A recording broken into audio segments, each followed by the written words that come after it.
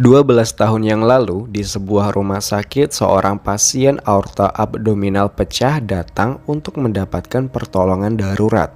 Di rumah sakit itu tak ada dokter bedah yang sedang standby. Dokter jaga lantas menolak pasien itu dan meminta petugas ambulan mencari rumah sakit lain. Meski putri pasien telah memohon, Cha Yong-min, seorang dokter magang, memberanikan diri untuk menahan pasien itu. Padahal dokter IGD telah memakinya dan membiarkan pasien itu untuk mendapat perawatan di rumah sakit lain. Cha Yong-min menahan tempat tidur pasien yang akan dibawa keluar rumah sakit. Dengan statusnya sebagai dokter magang, Cha Yong-min lantas memberanikan diri untuk mengambil tindakan dan Tuhan memihak padanya.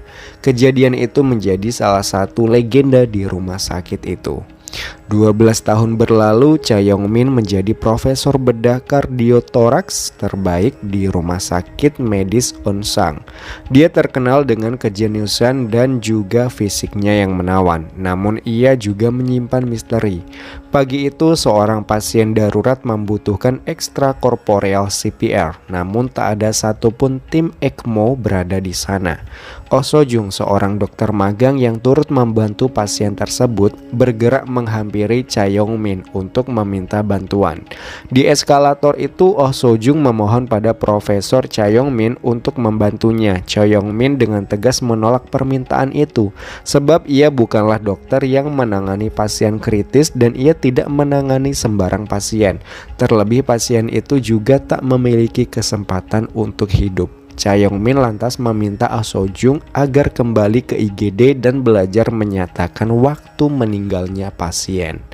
Cha Yong-min kedatangan seorang dokter magang yang kabarnya adalah pewaris pusat medis Universitas Onsang. Go Song-tak menghampiri Cha Yong-min setelah menggelar rapat praoperasi yang dihadiri oleh beberapa dokter ahli dan petinggi pusat kesehatan Onsang ini. Ia memperkenalkan diri sembari menyuguhkan senyum ceria.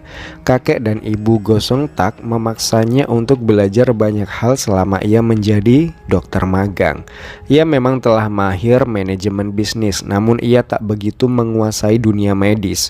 Go Song-tak menilai bahwa Cha Yong-min memang dokter yang kompeten, namun kepribadiannya perlu diperbaiki. Tentu Cha Yong-min tersinggung mendengar ucapan itu.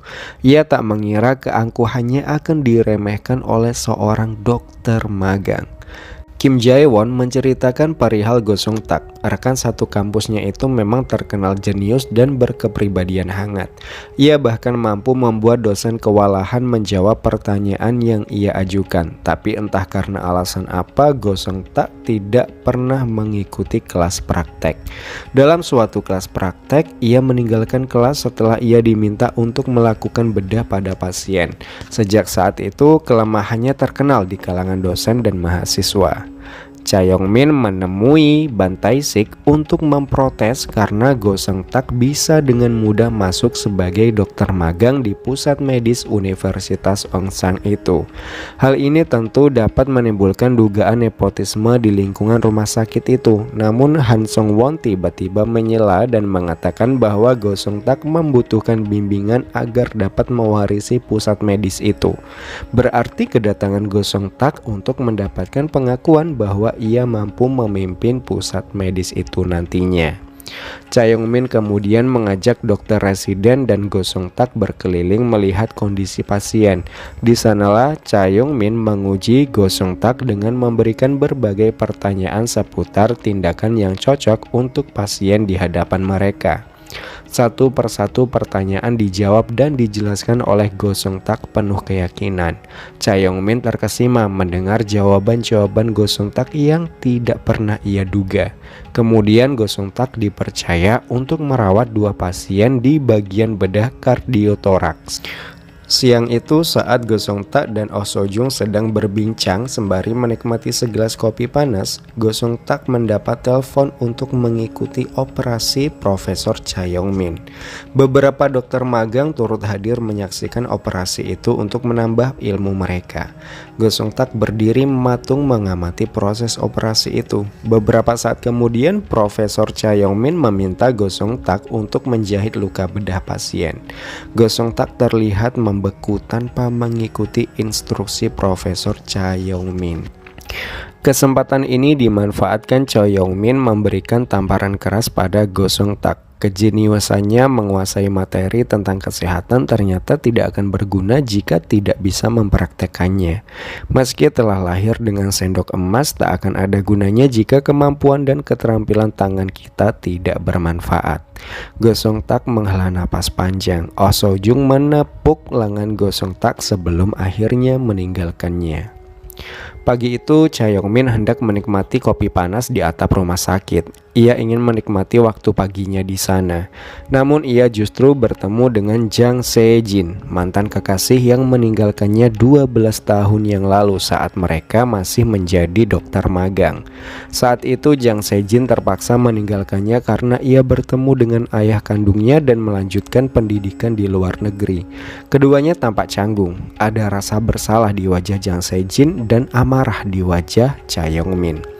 Cha Yong-min juga baru tahu jika ternyata ia diminta untuk mengoperasi pimpinan grup Chun Myang yang ternyata adalah ayah kandung Jang Se-jin. Resiko keselamatannya jauh lebih rendah. Ia terpaksa melakukan operasi ini karena rasa gengsinya mengakui bahwa sebenarnya keputusan Jang Se-jin sama dengan keputusannya.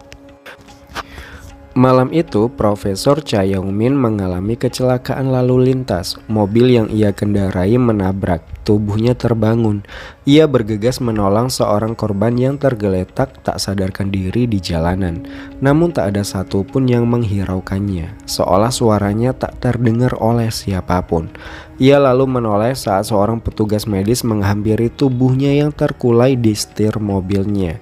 Ia sadar bahwa dirinya kini diambang koma, jiwa dan raganya tak menyatu.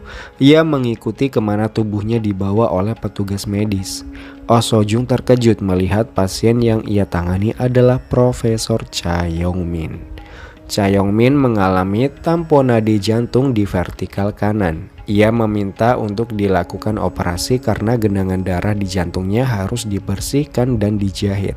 Tubuhnya harus segera dibedah. Begitu juga yang dipikirkan oleh Go Sung-tak yang saat itu tengah jaga malam. Ia meminta Oh So-jung untuk mencari ruang operasi, tapi tak ada dokter bedah yang bisa melakukannya saat itu juga.